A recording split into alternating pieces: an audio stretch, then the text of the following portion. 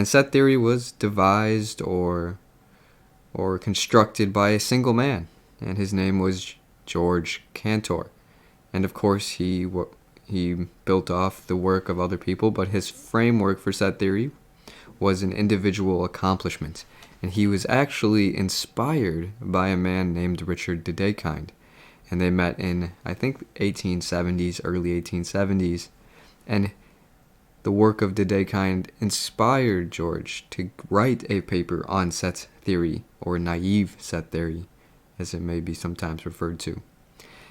And it's referred to naive set theory because a man named Bertrand Russell came along and said, hang on a minute, George, your set theory is great and all, and the proofs work out and the logic's there, but how can you have a set, for example, a set of all sets that is not a member of itself? You can't have this scenario play out without a contradiction taking place. And so we'll go more into Russell's paradox, as it's often referred to later in the video. To resolve this issue, a couple of men named Ernst Zermelo and Abraham Frankel came along and gave us a couple or a few or a handful of axioms that allowed us to overcome these paradoxes that were arising within naive set theory. And this became ZFC set theory.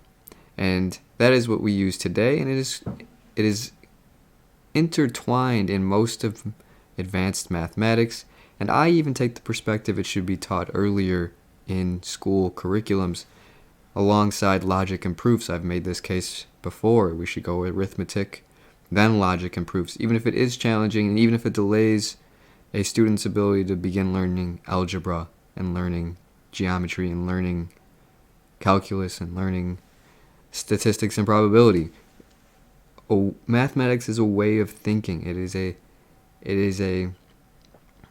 a method for inducing and deducing information from other information. And I think logic and proof writing taught earlier really captures what mathematics is, and that's the analysis of quantities. It's not just doing computations or calculations. It's not just memorizing formulas, and that's all grade school and high school mathematics is. We should take the time to really find a way to concretely teach formal mathematical logic and proof writing. And then it doesn't even have to be a very sophisticated and mastery of mathematical proof writing. It's just the understanding of that's what math really is. And that's how we make theorems, and everything is built off some postulate or axiom and goes on from there. But I digress. And so what is set theory? And what are sets?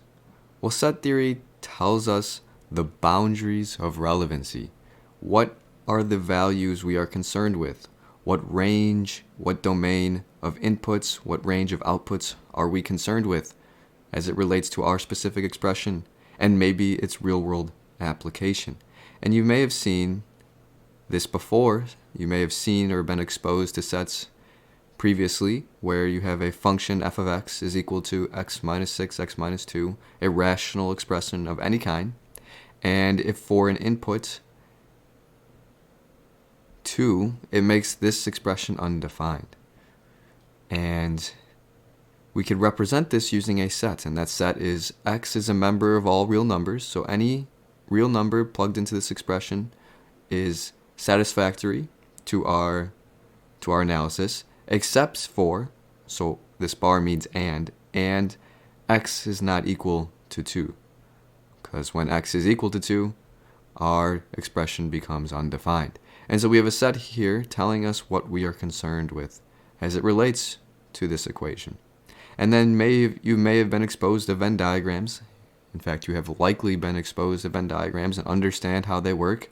Well, they build off and visualize set theory. For example, we have a set here, set A, set B, and their elements that are shared between the two sets are represented by this A intersects B notation.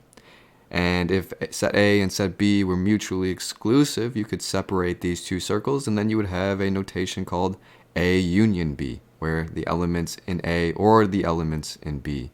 And that is a visual depiction of sets. And it can get more sophisticated. You could add in more circles and tell us something interesting about the boundaries of relevancy, what we are concerned with as it relates to our equation, our mathematical expressions. And then this can even extend further. We could start thinking about sets that are sets themselves of a different set. So set A has sets that make up its elements, and set B has sets that make up its elements. And these are called power sets, and it gets somewhat confusing when you first think about power sets, but if you work at it, you will be able to get it. And so we have these operations, mathematical operations we can perform on sets themselves, along with their ability to tell us the boundaries of relevancy. And when we perform these operations, these set operations, we are able to perform mathematical proofs and devise theorems, which led to the paradox discovered by Bertrand Russell and others, including Ernst Zermelo. And so Ernst Zermelo and Abraham Frankel devised these axioms to nullify the paradoxes that were arising in naive set theory, which I explained earlier. And so we will go through through the paradox at the end of this video, so stay tuned for that. In the meantime, let's go through some notation for sets, some examples, and see if we can gain a better understanding of set theory. Now that we know that set theory gives us a standardized notation for expressing the boundaries of relevancy, we can go over some of that notation. And consistent notation is critical for the human race to communicate and articulate their thoughts, their findings, their truths. And so the first notation we will go over is this funny looking E, which indicates that there's a membership relationship. Membership relation.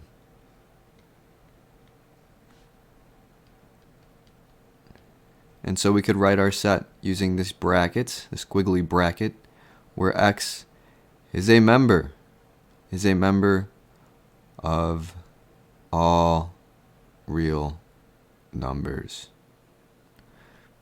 And that is it. That is a single set. And here we have a consistent notation for this. And we have all real numbers here, right? All real numbers. Well, we could have all natural numbers. And this notation, or we could have all integers. These are sets. This is a set. This is a set, which we could use as B. And this is a set. These are individual sets that contain an infinite number of values. And so we can extend our basic set notation to include rules, and that requires the use of set builder notation. And it doesn't look anything crazier than what we were doing before. We have X as a member of all real numbers. But now we want to include a rule. So we put this bar here, or you could use a colon. A colon would work as well. And then we define some rule. And let's say that rule is an interval. And so for X is greater than or equal to 4, but less than or equal to 6. And here we have sets are a more specific, a more detailed set of boundaries. Instead, before we just had all real numbers we were classifying X as. But now we only care about X from 4 to 6, which, by the way, has an infinite number of values in between that because it's continuous. But nonetheless, we have a more specific region we are working with during our analysis. And so you can think about this extending much, much further and much more complicated levels of rules, and the purpose is just to define what we are talking about, what we care about. In fact, in sets, we often use intervals, such as an open interval from 10 to 15. Or in the case of our example, a closed interval from 4 to 6. And it is important to recognize that these are not coordinates. 10 to 15 is not a coordinate. It's not 10 on the x-axis and 15 on the y-axis. These are number line intervals. So from the open 10 to 15. And this should be clear when you are thinking about sets, and you should be able to clearly distinguish between Cartesian coordinates and set theory intervals. That's just an important nuance I wanted to throw out there. In addition, we have cardinality. In cardinality, for example, we have a set A here, and if we have these two bars, like absolute value bars, this is indicating that we are talking about the cardinality. Cardinality.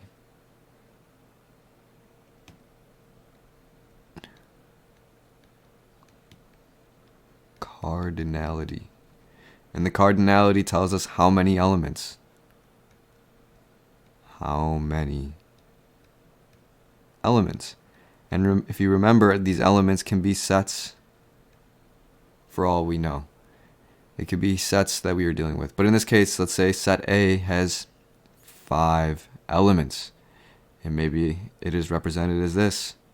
A is equal to 1, 2, 3, 4, 5. Here we have 5 elements, and so the cardinality is 5. These are some of the most basic notation you would see in set theory. But now we can move on to set theory. Now we can move on to set operations in set theory. And so now we can think about some of the basic set operations that we can perform. And so for all of our examples, let's imagine we have a set A and a set B. You know what, let's actually define them. Set A has 3 elements, 1, 2, 3. And set B has 3 elements as well, and those elements are 3, 4, 5. And so the first operation, which we've already touched on already, is intersection. And so we can notate this as set A and set B. And so what does this equal? This is just 3. 3 intersects both set A and set B. 3, 3, 3. Okay. And so now we have union, another set operation. And union is notated as A or B. And what does this equal? Well, it is any element that is in A but is not in B, and any element that is in B that is not in A. And so that is 1, 2, 4, and 5. And there we have intersect union, which we've already touched on. Now we can add difference. And so that is what you might imagine. It is A minus B. And so what is that? That is anything in A minus anything that is in B. And since 4 and 5 are not in A, we don't have to be concerned with them, but 3 is. So now our answer is just 1, 2. And this leads us to another operation, which is very, very similar, and that is complement. I don't know why I moved that to the side so far. Complement. And complement has to deal with something that we call the universe. And the universe is everything that we are concerned with. For example, a universe might be all real numbers, which we've dealt with before. All real numbers. And so what is the complement when the universe is all real numbers? Well, we could say it is the universe minus a set. And so how would we notate that? Well, we put this squiggly tilde above, let's say, set P, which is equal to the universe minus set P, the complement. The complement is everything in the universe that is not in P. I hope that makes sense. In fact, to build off this, let's say we can visualize it. We have a universe. The square is the universe. And inside this square we have set P. This is set P. Well, everything outside of that circle, everything outside this circle is this value right here. That should make more sense. Okay, the next operation is the Cartesian product, and I have a visual for us here. The Cartesian product. And with this, we can multiply two sets. So A cross B. And to visualize what is happening here, we can look at this right here. And we see that A cross B, let's say the elements in A, instead of using these, we're no longer using those. Our elements, so B, set B is R, Q. And the elements in A are K, L, and M. And so we can multiply them. So we do K times R. Right here, we are intersecting right here. And then we do L times R. You can think about matrices. And then K, M, and R. And then we do the same thing down here. Q, R, L, Q, M, Q. And there we have our Cartesian product. And the interesting thing about this visualization is, imagine we were doing the cross product between two sets, and those sets were all real numbers, both of them. It would include all points. It would include all points on an XY axis. All points, an infinite number of points. If we were doing the sets, all real numbers and all natural numbers, and if you recall, natural numbers are just 1, 2, 3, all positive integers. Those, the graph would look like this. It would be all the points above the x-axis. Fascinating. The cross product is all of the points above the x-axis, all positive numbers. If we were doing two sets, and those sets were both all natural numbers, we would only be in the first quadrant. That would be our boundary of relevancy. It would be all points in the first quadrant. So the positive x-axis and positive y portion. The positive portion of the y-axis. And so that's some cool way to think about and make it very clear on what the Cartesian product is doing and how we do it.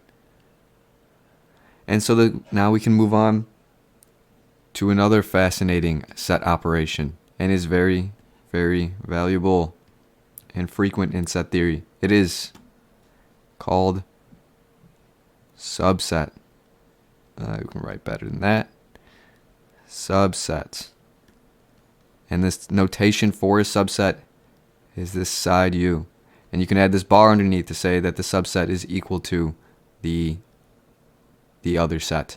And so if we go back to our regular sets, so A is, if I remember correctly, 1, 2, 3. And set B was 3, 4, and 5. Is A subset of B? We would write it as A is a subset of B. Well, is this true? Is this in fact true? Are all of the elements in A also in B?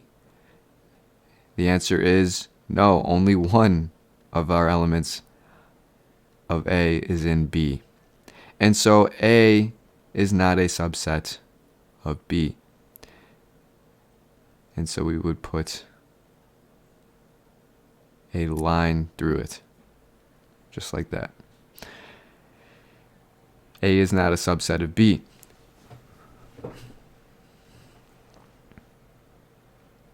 But perhaps A, our subset A, was actually 4, 5. And our subset and our B set was 4, 5. Well, we could say that A is in fact a subset of B. And not only is it a subset, but all of the elements in A are also in B, and B does not have any additional subsets. So we could say it is equal to as well with this line underneath. If that wasn't a case, we could say A is a subset of B, but B has more elements than A, and so it is not the exact same. Hopefully that makes sense on subsets. The final operation I want to go through, and this should all be adequate enough to begin thinking about Russell's paradox, what it all means, how they were able to resolve it. And so the last set operation, so we had subsets over here. Now we have power sets. And power sets, if you've never thought about them, can be confusing. Power sets. And power sets are notated with a fancy P, like this. And then we could have a set A, the power set of set A. And what is the power set? A power set is a set whose elements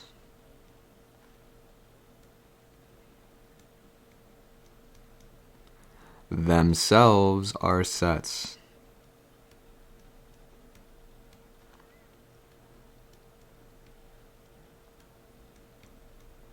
More specifically, they are the subsets. More specifically, a subset of whatever is in here.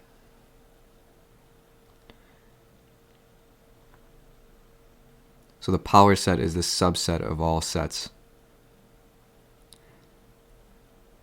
The set of all subsets, I should say. Set of all subsets. And so maybe if we write it out, it might be more clear than using words. So let's say we had a set A, and this equaled lowercase a, b, and c. That's set A. The power set of A,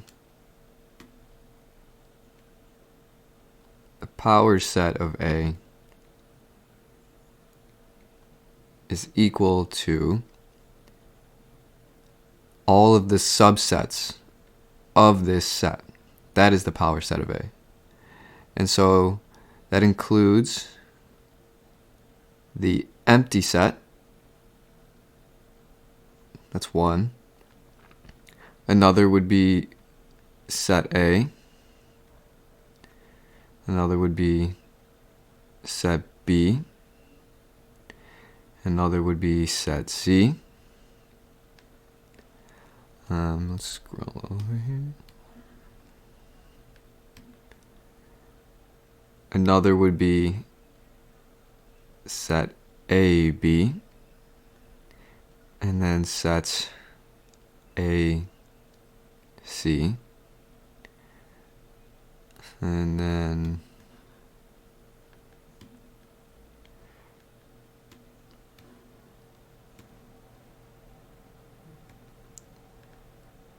set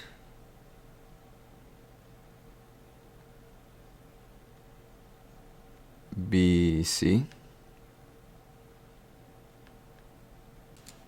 And then the last one I think would be A, B, C. And here is the power set of just a set of 3 elements. And a way to check yourself is there is a theorem that has been found. The cardinality of a power set,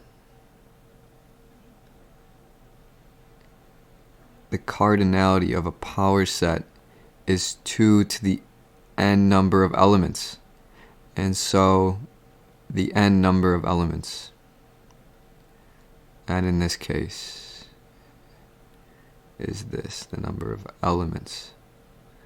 And so that is 2 to the third power, which equals 2 times 2, which is 4 times 2, which is 8. So there should be 8 elements in the subset, in the power set of A. So 1, 2, 3, 4, 5, 6, 7, 8. 8 elements. Cool, so we checked that the power set is in fact correct for this set A, B, C. Oh, and before I move on to Russell's paradox, I really wanted to show you this graph that will help you conceptualize the different set operations more concretely. And so we have a set A here and a set B. Set A is a nonlinear exponential function, x squared. So we have this parabola here, x squared, and that is the case in each of these examples. And then we have a set B, which is for any x, we do x plus 2, which is a linear graph, and you can see that represented by this line here. And so graph A shows us what it would look like if we just plotted all of the x's for both graphs. But then, if we did the set operations, so we did the x for all of A or all of B, it would be all points here, as you can see. And so if we do C, which is A and B, where do they intersect? They intersect here and here. And so just these 2 points visually and graphically show how the set operations are giving an output. And that output is right here and here. And then A minus B is showing you a graph of the parabola and then plugging out holes, because it's A, which is the x squared, which is a parabola, minus the line. So where they intersect, we remove them, and now we have a discontinuity. But this is visually what it would look like. And then also, we can have increased complexity in our set operations, such that we could have a set A and set B, and whatever that output is, unioned with set C, and union with set D, and just increasing complexity. And I just wanted to emphasize, it's just like increasing the complexity in a typical equation you might see, like x plus 4 squared plus 5x to the 4th power, so just an increasing complexity to the examples. Okay, Russell's paradox. I actually decided to do Russell's paradox as its own standalone video because this video is getting a bit long, and so you can check that out on my channel, so please do that. But with that, we can wrap up this video, and I'll see you hopefully in that one or another one later.